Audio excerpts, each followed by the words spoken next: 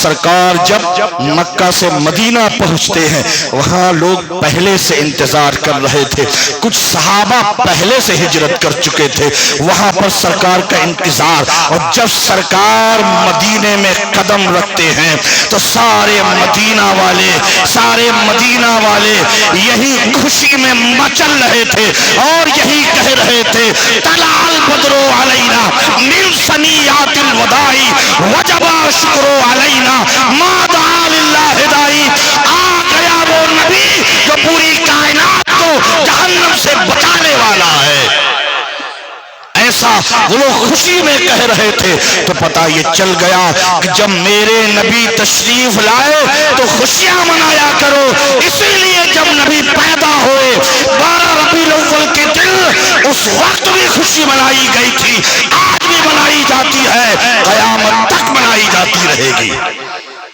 میرے پیارے، اللہ کے رسول صلی اللہ تعالی علیہ وسلم مدینے میں ہیں، لیکن جب مدینہ پہنچ گئے تو سرکار سے پہلے بھی کچھ لوگ ہجرت کر گئے، اس کے بعد دھیرے دھیرے جب سرکار مدینہ پہنچے نا تو پھر مکہ میں اور جو مسلمان تھے، جن لوگوں نے اپنا ایمان چھپا رکھا تھا، کیونکہ جب ظاہر کرتے نا پتا چلتا کہ فلاں بھی مسلمان ہو گیا ہے، 10-20 لوگ اکٹھا ہو کے مارتے تھے، ظلم کرتے تھے، یہاں تک کہ جان لے لیا کرتے تھے۔ حضرت عمار ابن یاسر، میرے پیارے عمار، ان کے والد صاحب کا نام یاسر، انہیں پیڑ پہ باندھ کر کے انہیں ہلاک کیا گیا، انہیں مار دیا گیا، شہید کر دیا گیا۔ یہ اسلام کے پہلے شہید ہیں حضرت یاسر رضی اللہ تعالیٰ عنہ، میرے دوستوں انہیں کیا۔ اور حضرت عمار تو آپ مکہ سے ہجرت کر گئے تھے، اور دیگر صحابہ، کچھ صحابہ موجود تھے جو دھیرے دھیرے سب ہجرت کر گئے، اس لیے کہ اتنا ظلم ہو رہا تھا، اتنی تکلیفیں دی جا رہی تھی۔ لوگ مکہ پہنچ گئے، جب مکہ سے مدینہ پہنچے تو یہاں کے جو کافر تھے، مشرک تھے نا، جل بھون گئے۔ اور جب جل بھون گئے تو کیا کیا معلوم ہے؟ جتنے مسلمان ہو گئے تھے جو ہجرت کر گئے تھے تو ان لوگوں نے ان کے گھروں کو لوٹ لیا، ان کے کھیت کھلیانوں پر قبضہ کر لیا، اب وہ تصرف کر رہے ہیں، اس سے کمائی کر رہے ہیں۔ یہ مدینہ میں رہنے والے مسلمانوں کو خبر لگی کہ اس طرح ہم پر ہوا، ہمارا گھر لوٹ لیا گیا، اپنے قبضے میں لے لیا ان لوگوں نے، ہمارے ماں باپ کو نکال دیا گیا۔ کچھ لوگ اس میں تھے جو بیٹے کی جدائی میں رہتے تھے، باپ کافر ہے بیٹا مومن ہے، لیکن کچھ ایسے بھی تھے کہ باپ کافر ہے بیٹا مومن ہے تو باپ بھی انہیں کافروں میں لگا ہوا ہے، لوٹنے میں، مال لوٹا جا رہا ہے، گھر لوٹے جا رہے ہیں۔ جب یہ سرکار کو خبر لگتی ہے تو حضرت امیر حمزہ رضی اللہ تعالیٰ عنہ سرکار کی بارگاہ میں آ کر عریضہ پیش کرتے ہیں، یا رسول اللہ آپ ہمیں حکم دیں، اور لوگوں نے ہمارا مال چھین لیا ہے، ہمارے گھروں پر قبضہ کر لیا ہے، ہماری دولت لے لی ہے، ہمارے کھیتوں کھلیانوں میں انہوں نے اپنا قبضہ جما لیا ہے، یا رسول اللہ آپ حکم دیں تو ہم سب مل کر اپنا مال ان سے چھین لیں، اپنا سامان ان سے لے لیں۔ سرکار نے کہا نہیں، اللہ نے فرمایا امن رکھو، جانے دو، لوٹ لیا ہے تو لے جانے دو۔ لیکن صحابہ ہیں وہ دل ہی دل میں یہ تھے کہ ہمارا سب کچھ لے لیا گیا، کیا گناہ کیا تھا ہم نے، کیا ایسا کام کیا تھا، کسے مارا تھا، کس پر ظلم کیا تھا، ہم نے تو یہی کیا تھا کہ اللہ ایک ہے، یہی تو کہا ہے، محمد اللہ کے رسول ہے، یہی تو کہا ہے۔ میرے دوستو ہم نے وہی کہا ہے جو اللہ کے نبی نے کہا ہے، اور جو اللہ کے نبی نے کہا ہے وہ سچ کہا ہے۔ ہم نے سچائی کا ساتھ دیا، اور سچائی کا ساتھ دینے کی وجہ سے ہم پر یہ ظلم ہو رہا ہے۔ یا رسول اللہ آپ حکم دیں، ہم چھین لیں اپنا سب کچھ، لے لیں اپنا سب کچھ۔ سرکار کی بارگاہ بار بار یہ عرض ہو رہی ہے۔ ایک دن آیت نازل ہو گئی، اللہ فرماتا ہے، میرے نبی نے فرمایا کہ اللہ نے کہا جہاد کرو، سبحان اللہ، جہاد کرو۔ کس سے؟ آج کے دور میں لوگ غیر جو اسلام کو مانتے نہیں وہ اسلام کو جانیں گے کیسے؟ قرآن پڑھتے نہیں تو سمجھیں گے کیسے؟ سنی سنائی باتوں پر وہ اپنی باتیں کرتے ہیں اور کہتے ہیں کہ اسلام کہتا ہے جہاد کرو کافروں کے ساتھ۔ تم نے ڈیویلیشن نہیں دیکھی، کس میں نہیں دیکھی کہ اللہ نے کیا کہا؟ کن کے ساتھ؟ کافر تو پوری کائنات میں سب کے ساتھ نہیں، ان سے جنگ کرو، ان سے جنگ کرو جو تم سے جنگ کرتے ہیں، ان سے لڑو جو تم سے لڑتے ہیں، جو تمہارے مال کو چھین چکے ہیں، تمہارے گھر پہ قبضہ کر چکے ہیں، ان سے لڑو۔ سارے کافروں سے نہیں کہا، ان سے لڑو۔ جب یہ آیت نازل ہو گئی سب اکٹھا ہونے لگے کہ اب جنگ ہوگی۔ یہ خبر پہنچ گئی مدینہ۔ میرے دوستو وقت بڑی تیزی کے ساتھ ختم ہو جاتا ہے۔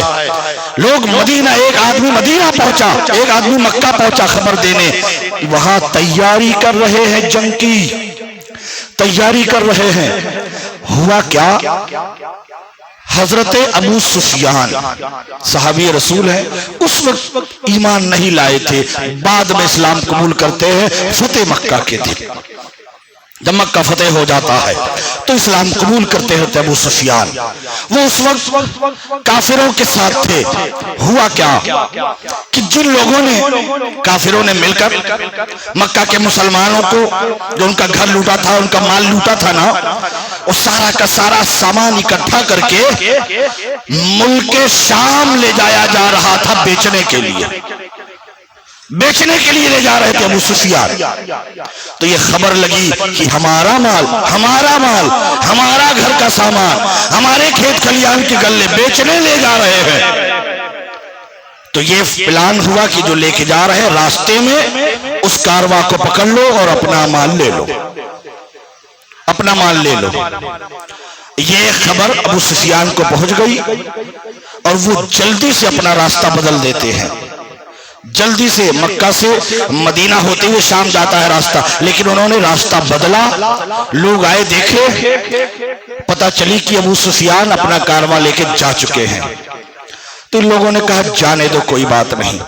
لیکن ادھر خبر مکہ کو لگ گئی تھی کہ اب چند مسلمان ہیں، ان سے جنگ کر لیں گے اور انہیں آج مٹا دیں گے۔ کتنے لوگ ہیں؟ 313 لوگ، ہم 1000 لوگ ہوں گے۔ ان کے پاس کتنے اونٹ ہیں؟ 7 اونٹ، ہمارے پاس 700 اونٹ ہوں گے۔ ان کے پاس کتنی تلواریں ہیں؟ 2، ہمارے پاس 1000 تلواریں ہوں گی۔ ہمارے پاس پورے ہتھیار لیس فوج ہوگی۔ 1000 لوگوں کو لے کر بدر کے میدان میں اسلام کے خلاف کا سارے کافر و مشرک کھڑے ہو گئے۔ اور جب کھڑے ہو گئے تو اب جنگ لازم تھی، اب جنگ ہوگی۔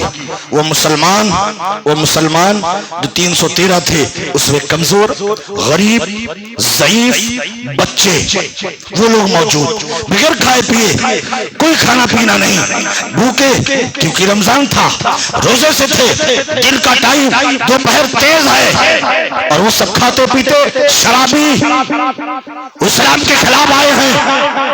اس نے کہا، ابو جہل جو لشکر کفر کا سپہ سالار تھا، اس نے کہا اپنے لوگوں سے، اے مکہ والو، یہ 313 ہیں، آج ان کو مٹا دو، ختم کر دو، یہ مٹ جائیں گے، اسلام ہمیشہ کے لیے مٹ جائے گا۔ یہ لوگ خواب دیکھ رہے تھے، یاد رکھو آج بھی لوگ اسلام کو مٹانے کی کوشش کر رہے ہیں۔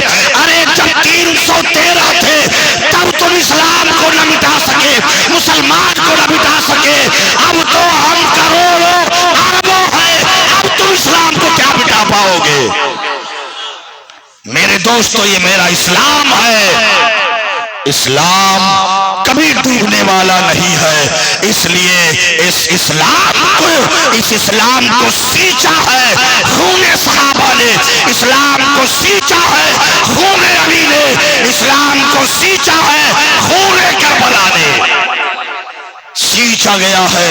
اب یہ پھیلتا رہے گا، پھیلتا رہے گا، اور ایسا پھیلا اسلام کہ آج پوری دنیا میں اسلام ہے۔ اس وقت صرف مکہ میں تھا، پھر مدینہ میں تھا، پھر آج پوری دنیا میں ہے۔ ایسا نہیں ہے کہ کوئی عرب سے جا کر کسی کنٹری میں بس گیا تو مسلمان ہوا، نہیں، جو جس کنٹری کا ہے وہی کا مسلمان ہے۔ امریکہ ہے تو امریکی مسلمان ہے، مصر کا ہے تو مصری مسلمان ہے، ایران کا ہے تو ایرانی مسلمان ہے، جو جہاں ہے وہی مسلمان ہے۔ ہم انڈیا میں ہیں، ہم انڈین مسلمان ہیں۔ میرے دوستو، یہ اسلام ہے، اسے مٹایا نہیں جا سکتا۔ یہ جنگ بدر رمضان میں ہوئی اور ایسی جنگ 313 لوگ مل کر ہمیں ایسی جنگ کرتے ہیں، ایسی جنگ کرتے ہیں کہ 70 کافروں کو مار گرا دیتے ہیں، 70 کافروں کو مار گرا دیتے ہیں۔ اور وہ کافر کوئی کمزور فوجی کو نہیں مارا، سرداروں کو مارا ہے، بڑے بڑے قبیلے کے سرداروں کو مارا ہے، اور مار کر کے بھگایا۔ سارے کے سارے کافر بدر کے میدان سے بھاگ جاتے ہیں۔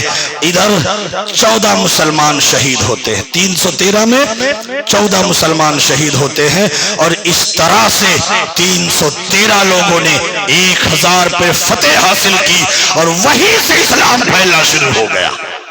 وہیں سے اسلام کو زندگی مل گئی، اسلام کو جلا مل گئی، اس لیے کہ اس اسلام میں جانتے ہو کون تھا؟ اس اسلام میں عمر تھے، اس اسلام میں امیر حمزہ تھے۔ جب یہ شخصیت اسلام میں داخل ہوئی ہے تو میرے نبی نے کہا اب اسلام کو آگے بڑھنے سے کوئی روک نہیں سکتا ہے، کیونکہ یہ لوگ بڑے مضبوط لوگ تھے، بہادر لوگ تھے عرب میں، ان سے لوگ خوف کھایا کرتے تھے۔ حضرت عمر کا اسلام گھر گھر جا کر بتاتے تھے اے لوگوں میں مسلمان ہو گیا ہوں، ہے کوئی مجھ سے جنگ کرنے والا؟ لوگ مسلمانوں کو مارتے تھے، غریبوں کو جب آپ مسلمان ہوئے گھر گھر جا کے بتاتے تھے میں مسلمان ہو گیا ہوں، مجھ سے لڑو گے، مجھ سے جنگ کرو گے؟ لوگ بھاگ جاتے تھے آپ کا نام سن کر۔ میرے دوستو، اس طرح سے اسلام پھیلا ہے، اور جنگ بدر اس طرح سے فتح ہوئی۔ اسلام کی پہلی جنگ، اور پہلی جنگ نے دنیا کو درس دے دیا، یہ کبھی مت دیکھنا کہ لوگ کدھر زیادہ ہیں، یہ دیکھنا کہ حق کدھر ہے، سچائی کدھر ہے۔ جدھر سچائی ہوگی وہی آگے بڑھے گا، وہ چاہے اکیلا ہی کیوں نہ ہو۔ وآخر دعوانا الحمدللہ رب العالمین۔